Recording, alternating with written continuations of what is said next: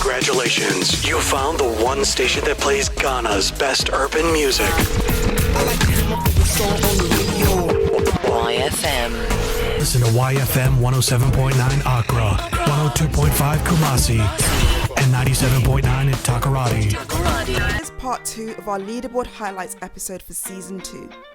We had so many great moments this season, we just had to give you more. We were delighted to have Yofi grant on the Leaderboard series this season. And of course, we just had to start off with our reason for being. The very thing at the center of what we do and love, our heartbeat, the music. Now, as we're here, I mean, before we get into all the conversation, let's talk about music. I mean, let's just cool off a little bit. Before we start the interview, I had a conversation with you regarding your choice of music. I mean, songs that you like. What kind of songs would you listen to on a regular? That's a very tough question for even I to answer. I always have music around me in my car, at home, in my office. And there's always some light music going there. I think music is the language that everybody understands in the world. And music also invokes all the passions in you. It does. You know, and so for me, it's the constant hum of music in the background that keeps me going when I'm when I'm slowing down a bit. The music just tells me go. And it's been a habit for a long time. But so to say it depends on the time and the mood. Sometimes I'm all classical, you know. In fact, one of my favorite all-time is Release. Okay. You know, I'm sure many people don't know Release.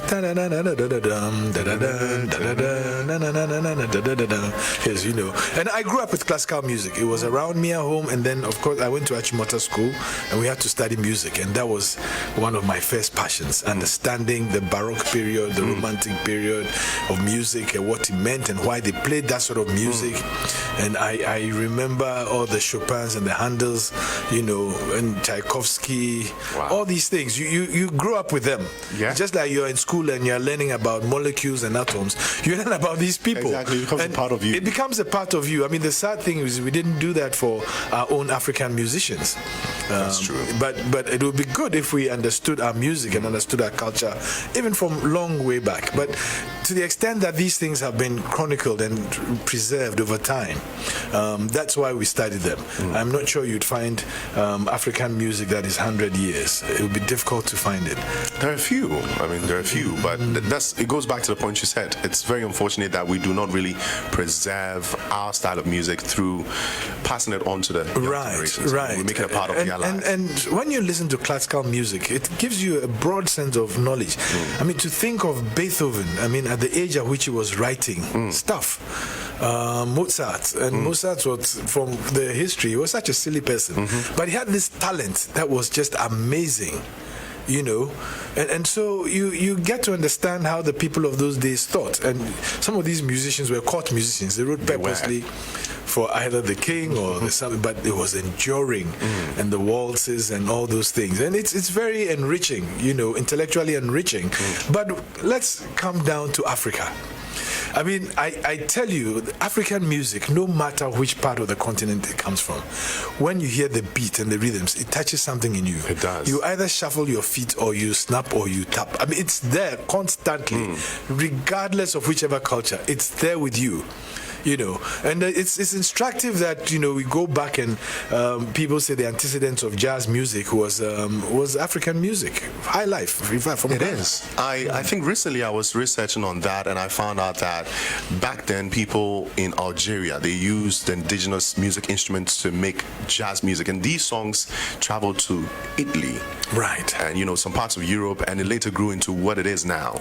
There are sounds from Africa that haven't been tapped yet. Songs from Zanzibar, I know, Binky Dude, all these people make timeless music. Namibia, Mozambique. I mean, they have unique rhythms, you know, with the voices, but none of them beat, you know, what comes out of Mali and Senegal. True. When you hear, you know, Morikante, Salif Keita, Youssou N'Dour. Oh gosh, you know, they can actually move your heart from where it is. You know, if you're not careful, you think you might be having a heart attack. I really wish this conversation was about music. I mean, I know, right? Because you shouldn't get me going. You shouldn't get me started. You know, we're just gonna put a pause on that. The question of Africa's development is one that often evokes much debate and emotion. More recently, there has been more discussion on the role of religion in politics. The Reverend Dr. Ernest Adu-Gyamfi gave us his stance on this, particularly as it pertains to maintaining peace in Ghana, which is something that we should always be committed to maintaining, election year or not. With this conversation we are having, I want to ask, what role would you say the church must play to protect our democracy and ensure peace during and after the elections?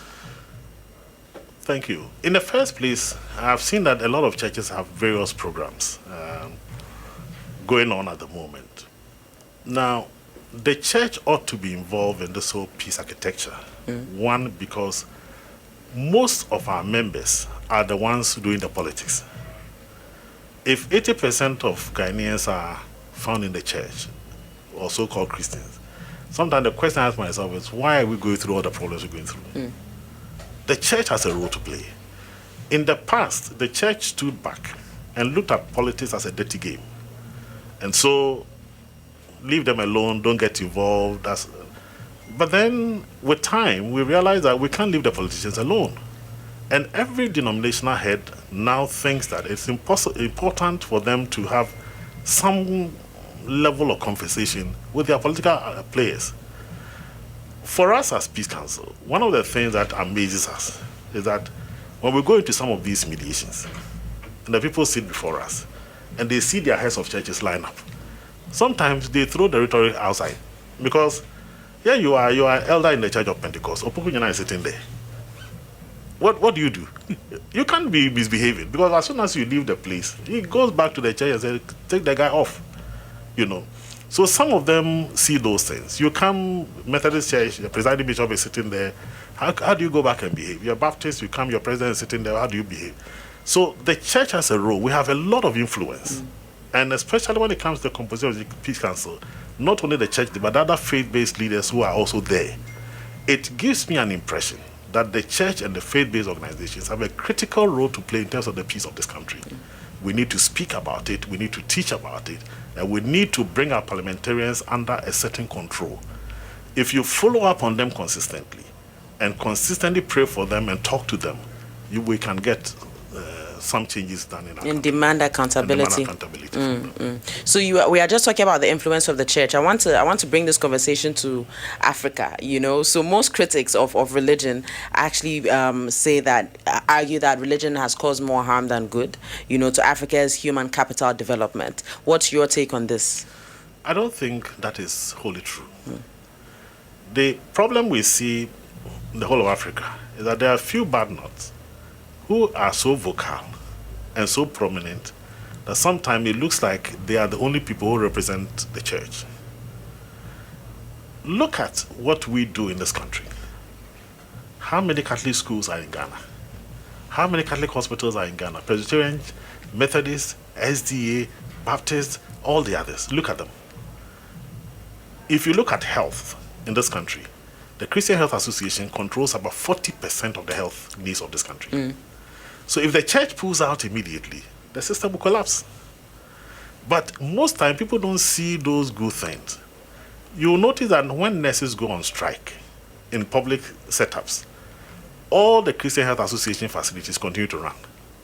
Because our commitment is that you cannot be within this environment and go on strike.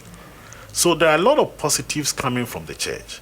But sometimes the few who are creating problems are so highlighted, they dominate the media landscape, they dominate the social media, and so we see more of those and we think that everything has gone haywire. But then we also have a responsibility to try and bring these people under control. And there are a lot of things going on now, especially within this country, where some of these guys are gradually being brought under a certain level of control. It's difficult. For most of them, they don't belong to any association. They are neither in Christian Council, Pentecostal Council, Pentecostal Charismatic, they are not there.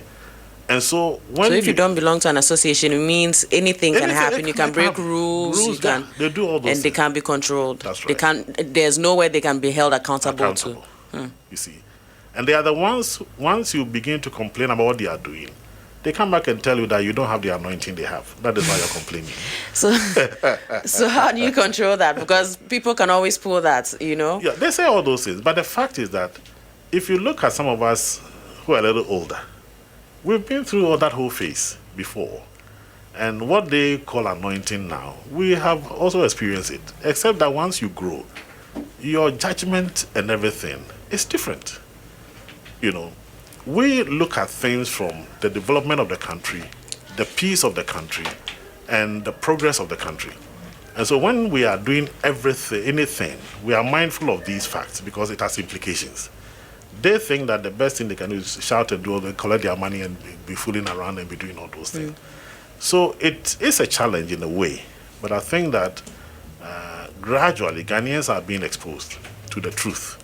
And with time, people will see those things and run away from them. Okay. So we're about to wrap up, but before we do that, I want you to talk more around to our youth around electoral violence. So we know that unfortunately, some of the violence that has been happening has been perpetrated by young people. So as chair of the Peace Council, what is your message, for the youth listening right here on YFM, the station for the young and young at heart? It's so important for us to, as a country, to understand where we are. Information from the Electoral Commission shows that people between the age of 18 and 21, who are virtually first-time voters, who are on our voter list now, is about 15.5% of the people. Those between the age of 21 to 35, about 55.5%. And between 36 to 45, we have 19.5%. If you add up the small group from age 15 to 45, we are looking at close to 80% of our Ghanaian population who are within that bracket. And that should speak to us as a nation that the majority of the people who are involved in this voter thing are youth. And the nation must give serious attention to that. Because if they destroy themselves and they destroy the nation, they have no future. Now, it's also the reason why some of those people within that bracket have become very active. Because they are in the majority now. And the nation must pay closer attention to some of the things going on. My appeal to this group is that they are too young and they have several years ahead of them. They should look at the peace and the prosperity of this country so that they can enjoy their own future. Don't allow any politician to use you. Don't follow anybody. I mean, most of these politicians will tell you, go and do this. Meanwhile, their own children have gone abroad. Some of them, had not been for COVID, their family would have left by now, So why are you allowing people to make use of you, to go and cause mayhem, and sometimes you are maimed, you are killed, and then at the end of the day, the politician is still there. So don't allow yourself to be used. On the day of election, go and cast your vote. You come back home and rest. In the evening, if you want to go and observe, you go there and observe what is going on. Discovering your passion is not always easy. And Andrew Ackah walks us through how he stumbled upon his in media marketing. So my final question in this part is, I want to know, at what point did you identify your passion for media marketing? So I guess this is when you got this first job? Yeah, no, so when I got the first job, I told you about architecture, and I'll come back to that. Yes. My mind thinks in a certain way, right? Everyone's mind thinks the same way, but for me, I like to see structure and form, right, in things. I like to see how things progress from one to the other, So I think that's what I wanted architecture for, because I wanted to be able to create and put it in a form that eventually you look at it aesthetically and functional wise, you would say this is it. So the idea, that is the mindset. Formation into thoughts, into execution. Yes. So when I started this, and I realized that for you to be able to build a brand, the core has to be about consumers, and for you to be able to connect with these consumers, you need to understand their lifestyle, what they do, what they like, how they consume media, and all of that. I begin to think, but this is the architecture that I wanted to do all this while. Yeah. This is the foundation, right? And this is how you build upon that. Yeah. And this is how you grow this. And this is how beautifully it would look like. This is how to put a campaign together. This is how you express your brand. This is how your brand should behave in this channel. This is how your brand should behave, within this category and all of this. So you build all of this. So I think that it is the mindset, that you have towards this. And for me, it came through some hard work, but because I think I had the natural foundation for it, I was able to, I was able to make that great connection between my own person and how I think and I go about my own self, and how I connected with the science of marketing and marketing communication. It was just for me. It was just a great reunion. Nice, Yeah. nice. And who was your inspiration as a young man? Whew. So what changed? What changed my life was, we had to spend 2 years at home before we went to the uni, after senior high school, because we had to write 2 years. 2 years. Okay. Spent 2 years. Wow. Close to 2 years. So it was quite crazy. Yeah, what do you do in 2 years while you're waiting? Yeah. So. Just play basketball, wash car, pound for food in the evening, and sleep. Right? Nice. So one day, I never liked reading. I thought it was for girls. When I see any boy holding a novel, I'm like, "Are you a girl? Like, why would you want to read a book? Like, let's go out there and chill and drink a beer or something like that." But one day I was on the court, and all these guys were after basketball. They were changing, but I'm like, "You guys, you're CCs. Like, what's all of this?" And so I'm like, you know what, give me a book, let me go read it. Okay. So I went home, took a shower, had my dinner, whatever, slept on my bed, started reading. I slept at 3 a.m. Okay. The book was I loved it, right? Which book was this? It was one of Sidney Sheldon's book, right? And, after that, I woke up in the morning, the first thing without brushing my teeth was to actually go to the book. So by the time I went to, I think it was 150 pages or so. By the time I went back to the court, I was done. I'm like, I'm done. And the guys are like, are you kidding? Nah, you're not done. And I'm like, okay, give me the bigger one. So I got into reading. The fascinating thing about reading, and again, one of the things that I tell people that read a lot, right? It would change your diction. But the most important thing is that it would change your imagination. You have the power to create your own imagination. If I read a book and you read a book, our conclusions will be different because you're of the power of your own imagination. It is to you, right? So you think and reason in a particular way, even though generically everybody is going to think that way. So for me, reading, I was shocked. The power of the imagination. You're the director of the book. You are the costume designer. You are the cast.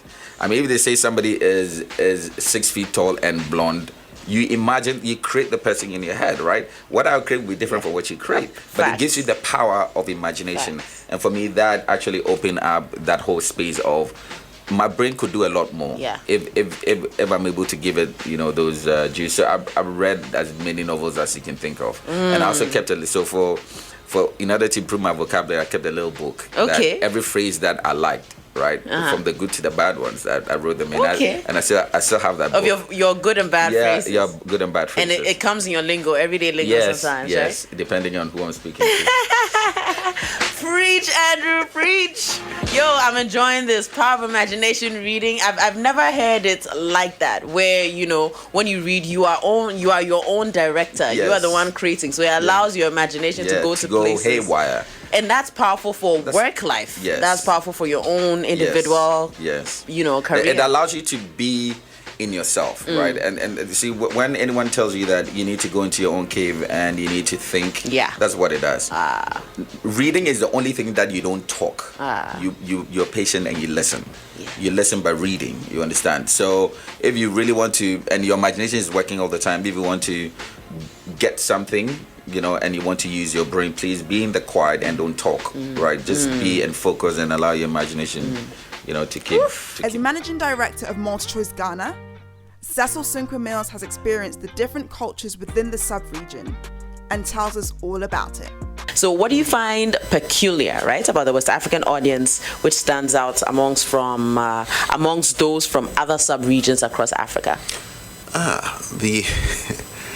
The West Africans, it's mainly, I think, our culture. And our culture drives into the two main things that I saw a lot of similarity: our food and our music. And I think some of the origins of where people came from, etc. So you find a kind of overlap.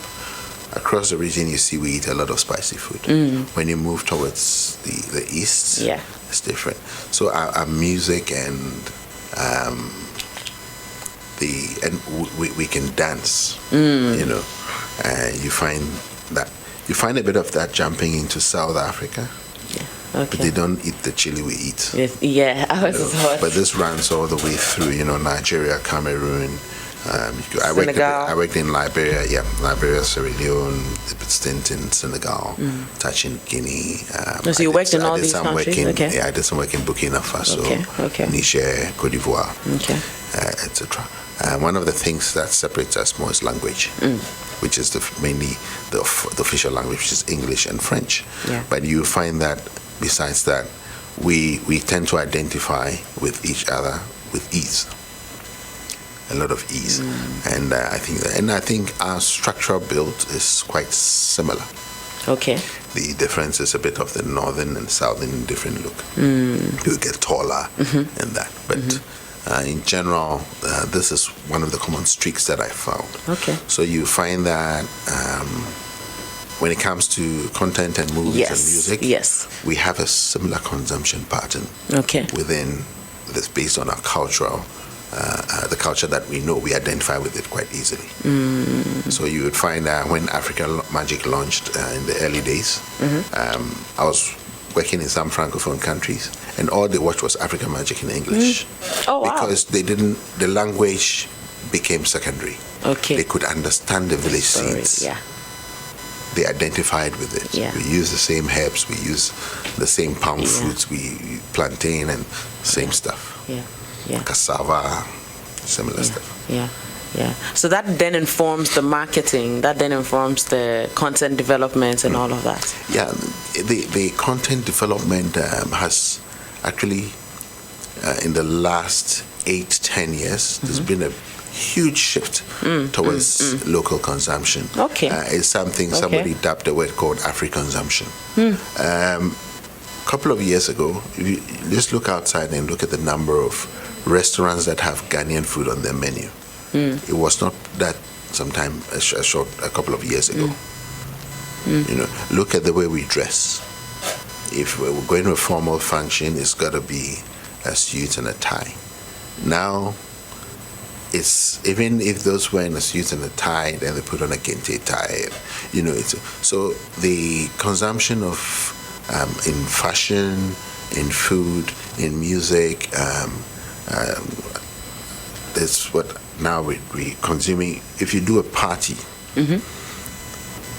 or you go to restaurants, look at what people are drinking a lot more. We're drinking the local beer, the Club, the Star, etc.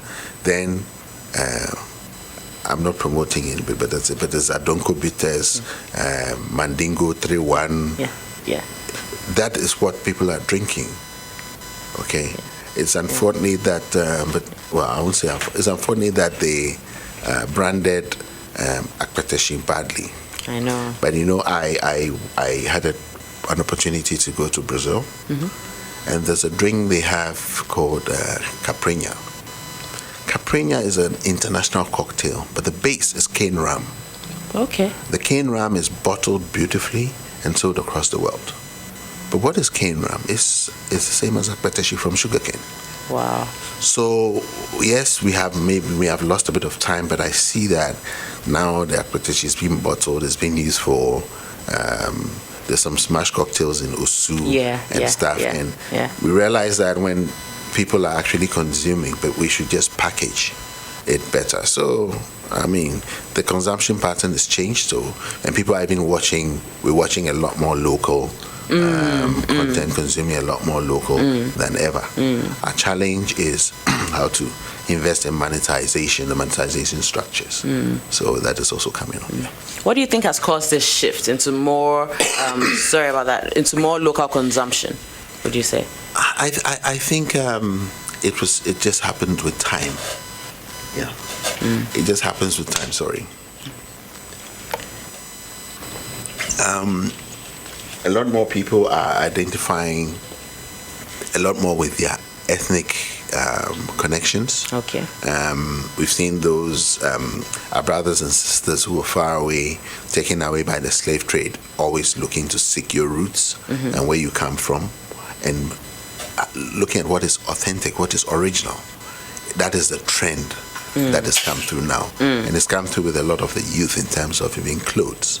Somebody wears a suit, but you find he's got he's got beads on. You know, and native sandals and that. So the trends are changing to authentic, original stuff to be consumed. And that is what is happening. That is what is happening. The shift is happening. Father Campbell comically told us of his move to Ghana and just how nicely he settled in. And I guess it also gave you a lot of time to reflect on what you were coming to do on the continent. Well, still, when I came, I got that cultural shock when I came. It was still there. Because we had a good time. You know, because as we left Dublin, this was October. It was winter was coming. But as you were coming down by Spain and Bay of Biscay, then it was summer. You know, then they start opening the swimming pool on the boat. So we used to go out every day in the swimming pool and have ice cream by the swimming pool and one thing. Swimming pool on the boat, on the sea. On the boat, we had this big swimming pool on the boat. Nice. So I wanted to ask, what first thoughts ran through your mind? And okay, how well did you know Ghana and Africa as a whole before coming here? You just spoke about culture shock. I didn't know Ghana. I didn't know. Okay, wow. I hardly talked to a black person before I came here. In Dublin, we didn't have those. I never met anybody from Ghana in Dublin. Never. Wow. So, I mean, I never heard of the word kenki. I never heard of the word fufu. Things I never heard of these things until I came here. Wow. I never saw a mosquito before in my life. Oh my goodness. So there was a cultural shock when I came. You know, to all of these. The weather. Oh, the weather was so hot. So hot, because Ireland is so cold, you know. But Ghana was so hot. And there was just one tragic incident what happened I was only here 3 months when I got a telegram to say my sister, who's a year older than I, she was involved in an accident. She was going home with her boyfriend, and they were ready to get married and settle down with a family, and they were at traffic lights. And when the traffic lights went green, they went straight, and another car came the other way, knocked them down and killed her. So she was killed in that accident. I went home, but I was late for the funeral. And that was very upsetting when I was only 3 months in Ghana. Wow. So I came back. I came back, and I'm here ever since. I'm here now. This is my 50th year here. 50th year. Wow. Yeah. How long would you say it took you to settle in? What's your favorite Ghanaian meal right now? What do you like best? What's right? Kontomire. Oh, okay. Nice, soft, you know, plantain and yam. Yes. And a good fufu. Okay. With groundnut soup and chicken. You're saying the exact things. These are my favorite, yes. Charlie, we need some here. I'm hungry, guys. I'm very hungry. I'm very hungry. So I wanted to ask, what were some of the first things you set out to do when you first came? What were the first things in your mission? When I first came, it's hard to say what were the first things. I went to St. Peter's in Osu. Okay. And just I started work there little by little, getting to know the people and getting to know the traditions and one thing and the other. And you just went with the flow. Went with the flow. Okay. And it wasn't until I was there a few months when the late Archbishop Ando invited me and asked me to come to the Holy Spirit Cathedral to work there. And I went there at the age, I was only 25 when I came. I was very young. You see, when I was ordained when I was 24. Okay. Oh, wow. That's very young. Very 24. Young. And there were 3 of us in our class. 3 of us were 24. Wow. So they had to get permission from Rome. Wow, okay. Otherwise, you have to be 25. Above, okay. We were 24. So we must have been good students. Yeah, very. So they gave us permission. So I was 25 when I came out. And I was 25 when I went to the cathedral. Okay. I was quite young. Okay. People used to say at the cathedral, "Who's this small boy telling us what to do? You know, who's a small boy? Yeah, such and such and such." And how did you deal with that? Oh, I laughed at it. What could I do? I mean, nice. You just smile at it and say, well, I'm doing my work. I'm doing my best. Yeah. Because at the cathedral, Yeah. You know, it was wonderful at the cathedral. They were so good at the cathedral. I even had my own football team. At the cathedral. Football followed you throughout. I played for. I founded a football team called Real Santos. Okay. The Brazilian ambassador gave us a present of football shirts, the whole Real, football boots and balls, everything. And we used to go out and play the prisons. And my car, I had a VW car, and it's amazing how many people you can fit into a VW car. I'm glad the police didn't stop me along the way. But we used to go to different places. I used to go train with the boys every week, and we used to go and play in the prisons and others. We used to have a great time, so I enjoyed it. Nice. I always liked the football. Nice. Maybe in another life you play football yourself. Be a big player for Ireland. So this question I wanted to ask. I mean, you've just told us about how you served in some Catholic parishes in Accra. Tell us, was it solely your vision, and what void were you trying to fill with the establishment of this intuition? I'm talking about the Sacred Heart Vocational Institute, which you established. The Sacred Heart Vocational. I went to Derby Avenue in Sacred Heart Parish. I was 30 then, and I went. Then I saw that the children were going to attending primary school, and then they had to go from primary school to Mount Proby to do the middle school. I said, no, why should they do? Let's start a middle school in Derby Avenue. So we started a middle school.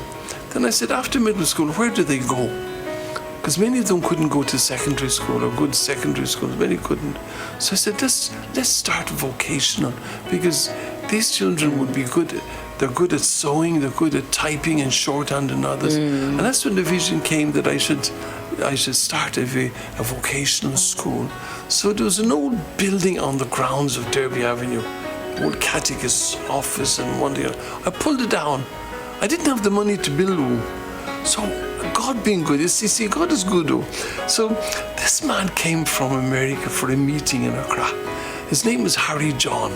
Okay. Harry John was, he inherited a brewery. His father had a brewery, and he inherited that brewery, and he sold the brewery, and he went out to, said, my mission is to spread the devotion to the Sacred Heart.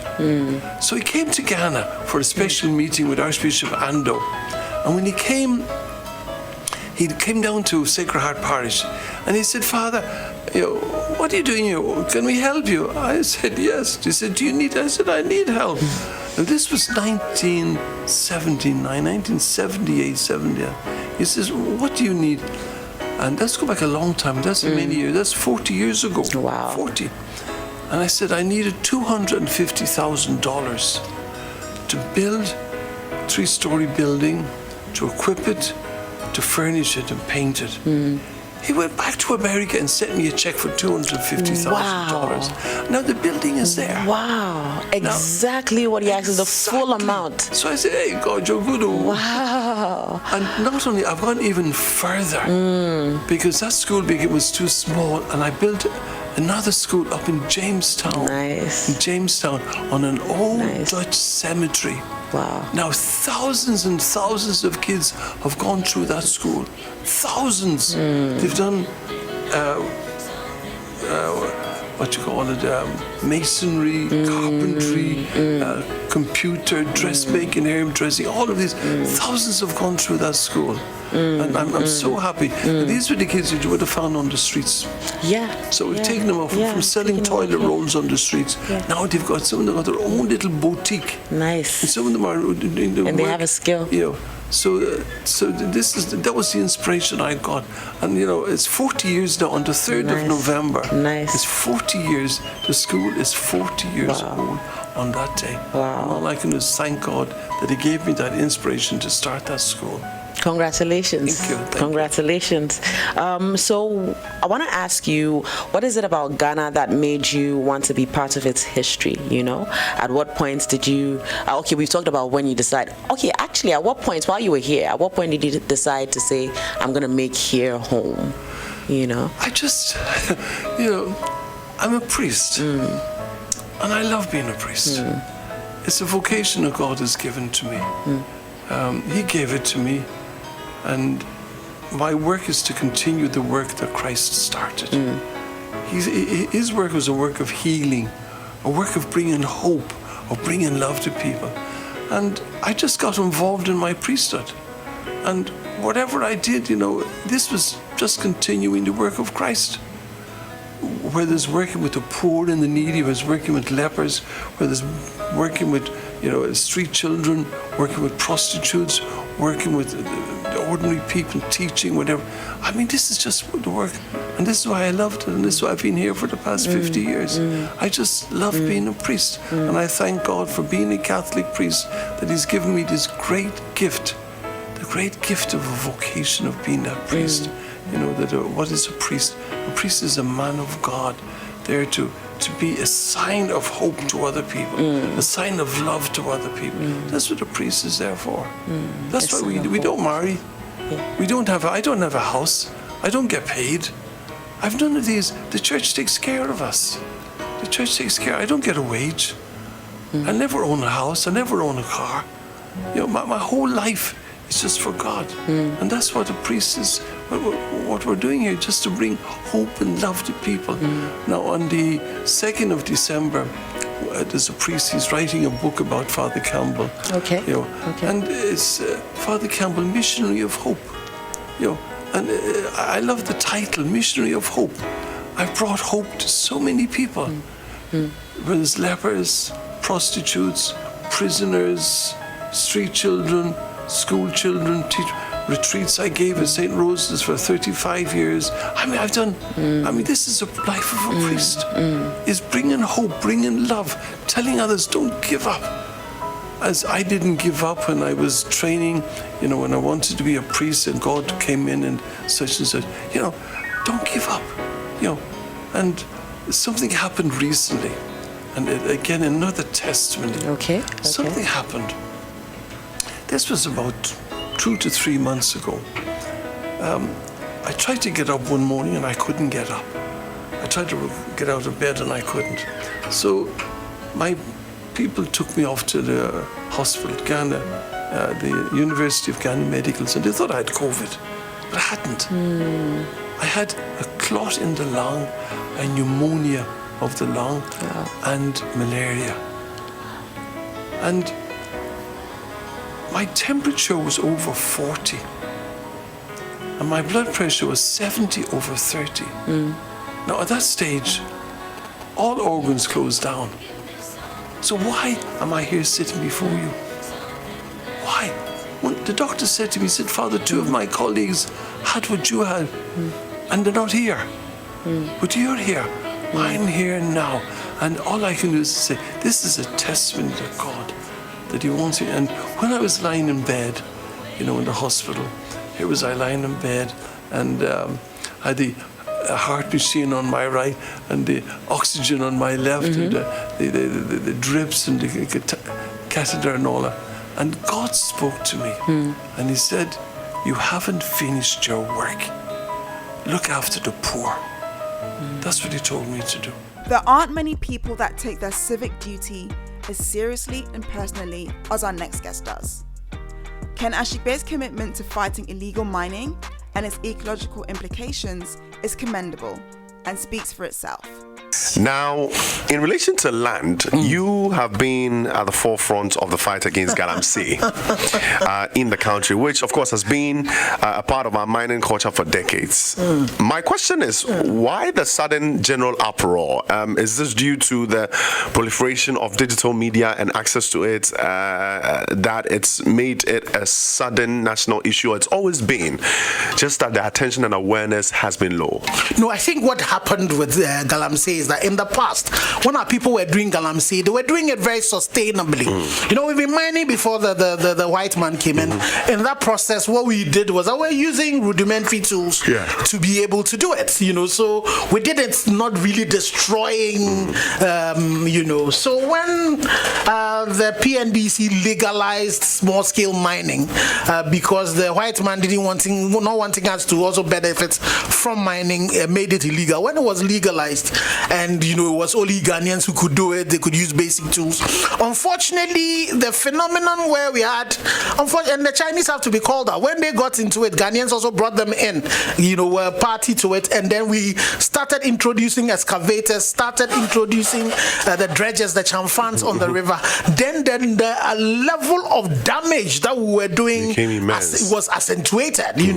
Unfortunately, it's not as if the large-scale miners also don't have their challenges, but they have them. They have to ensure that they reclaim the land that they damaged. But for these people, they did not have to spend any money in there, so the returns was really good for them. But it really took Ghanaians. It was a failure of leadership from the political class to the business class to the traditional class to the security people, even the media. All of us were leadership failed. It was an issue of leadership failure, and I'm not too sure we have recovered in it. I know the media played a good role by coming together, forming the media coalition against Galamsey. We fought against it, but it looks as if we really have gone back again, because we allow those who shout loud, and because of this political democracy that we have, where voting, it's by popularity, so you find out the politicians then tend to pander to it. But and unfortunately, it's an existential threat. I heard recently some Chinese people have been arrested. We need to be punishing people more. Unfortunately, we don't let the laws in this land work. Aisha Wang was allowed to go rather than letting her languish in jail, and then making sure that the fines that we exacted the fines and use that to do the recovery. Go back and look at our water bodies. They really have not cleared that much. And for me, the politicians, and for Ghana, it's been the NDC and MPP. They've all not done a good job, at the issues of dealing with Galamsey. When you mentioned earlier that it was small-scale mining was legalized by PNDC, if that is so, I stand to be corrected. Wasn't it, hitherto reserved for indigents? Wasn't it meant for the nationals? Yes. So when it was where did the foreigners come in? Yes, and that's basically the fact that Ghanaians too, most of the time we are our own enemies. We like fronting. So Ghanaians have the licenses, then they would they'll go sell them to these Chinese. They'll front for them. It's the same thing that happens in if you go into fishery. A lot of I think some parts of fisheries are reserved for Ghanaians. You find out that some of these fish, the vessels are coming from China, but they have they have Ghanaian names on them, and the Ghanaians are just giving patents. And so, in as much as we also look at our leaders, we ourselves as people should look at ourselves. Sometimes the self-hatred of the Ghanaian is not right. We don't have to be doing this to ourselves. So the people who are fronting all of this, because the Chinese man cannot come from China to come and do the things that they're doing. They are coming. Ghanaians have gone to bring them in here, and we are allowing them to. They're getting access. You can't just go onto a piece of land and start mining if you don't have access granted by the chiefs. And the Chinese one of the ambassadors said is that why is it South Africa has as much gold as Ghana has? Why is it that this level of destruction is not seen in South Africa? Because we are allowing it to happen. And I say to, and you see, in as much as we want to blame the presidents and the ministers, it is most importantly, it is the chiefs in those communities, and it's also the district chief executives and the municipal chief executives in those communities that have to be, because at that particular point they are the representatives of the president there. We have not heard any of them say they want to do the right thing and they are being prevented and they are resigning. We've not heard any of them say that. So, and the chiefs that are in these communities, the religious leaders that are in these communities, they see these things happening.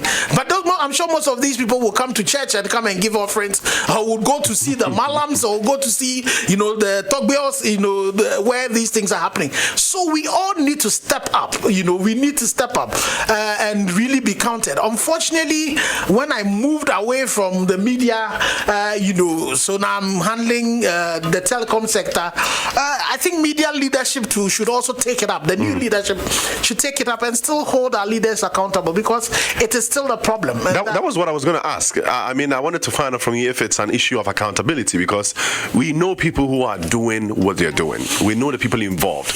We know before a Chinese man gets on a field to start mining, he has access granted by certain people. So if we're to crack down on these things, we definitely need to hold people accountable and say, okay, this is what the law says. Let's apply it regardless. Ghana, we have great laws. You know, this government have come to increase the sanctions and all of that. It is the application and of the law and making sure that the law would bite. We need to apply the hot stove principle so that it would burn. If I touched it, it will burn me. It burns you also everybody equally, and that's the problem. You know, so you find out that some of these Ghanaians who are in the pits, who themselves are victims, who are paid the 80 cedis and all of that, they are the people who are caught. But when we catch people like Ashawang, and the big people, we let them go. And that's the spider web thing I'm talking about. So the big, animals, when they fall into the web, they break the web and they are left free. But the small flies would be caught. So that has to change, and it requires leadership from the judiciary, leadership from the executive, leadership from the from even we the people, the civil society. We need to love Ghana more than we have been doing, and we have not. A lot of us have not been loving our country as much as we should. When you look into the books of the coalition against Galamsey, Operation Vanguard comes up. Yes. Do you think, in your opinion, right? I want to find out. Do you think the project started on the wrong foot? I don't think so. You don't think so? I don't think so at all. The only thing on hindsight, looking at it, maybe we should have found a way of allowing the legal small-scale miners to have continued their work. Okay. But there was a space for Operation Vanguard. And look at it. Since Operation Vanguard left, we replaced them with some standby police force. What has happened? We're not hearing anything. There was one of these commanders of this standby force who somebody gave me intel, and I tried engaging him for them to go and arrest those people. Nothing happened about it. And this is something I am saying because I got involved in it. So Operation Vanguard had its space. But and then also the equipment that we needed for them. They needed night vision goggles and all of that. There are some challenges that they themselves had. Some of them were involved in it, but I think they had their space. But we should definitely have allowed the legal small scale miners to have continued doing their work, because what we then tended to do was that the illegal ones rather were mining, because at the time that we had put a ban and moratorium on mining, we found out that the gold exports from the small scale sector rather went up. So they who were doing the legal thing, rather lost. They were paying the debt for but that. I think the government's plan currently of the community mining, if it is done properly, I think it's the solution. Do community mining in such a way that the community own the mines. Don't let some rich people come and take it over. And make sure that so that as Ghanaians we can benefit from mining. Look at the comparison between Johannesburg and Obuasi. We both started mining around the same time. Look at the difference that have happened. The Johannesburg Stock Exchange was built on the back of gold mining. Exactly. What have we done to ourselves? So we need to look a bit at that and make sure that I am one of the things I've been thinking about recently is that I'm not too sure any human being or any country has succeeded by just borrowing. And maybe it's about time Ghana as a country we started re-looking at this thing of wanting to borrow. And we have all the wealth, but we take the gold and let them sell it out and they give us paper. Congratulations, you found the one station that plays Ghana's best urban music. YFM. Listen to YFM 107.9 Accra, 102.5 Kumasi, and 97.9 at Takoradi.